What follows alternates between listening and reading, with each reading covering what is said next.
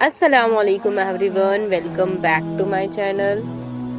تو آج کا ویڈیو ہے قرآن مجید کب اور کیوں نازل ہوئی، ہم اس ویڈیو میں جانیں گے۔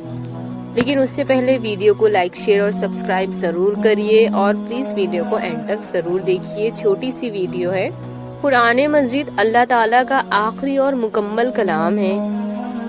اس کی پہلی وحی رمضان المبارک کے مہینے میں لیلۃ القدر کی رات کو مکے کے قریب غار حرا میں ہمارے نبی محمد صلی اللہ علیہ وسلم پر نازل ہوئی۔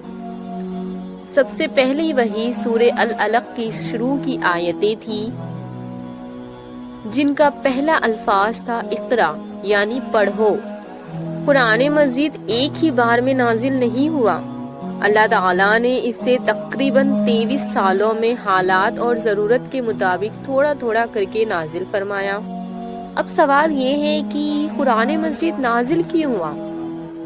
چلیے جانتے ہیں۔ قرآن اس لیے نازل ہوا تاکہ انسانوں کو سیدھا راستہ دکھایا جا سکے۔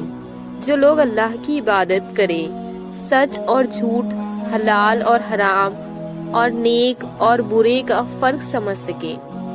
قرآن ہمیں اچھے اخلاق، انصاف، رحمت اور ایک بہترین زندگی گزارنے کا طریقہ سکھاتا ہے۔ قرآن صرف پڑھنے کے لیے نہیں ہے، بلکہ سمجھنے اور اس پر عمل کرنے کے لیے نازل ہوا ہے۔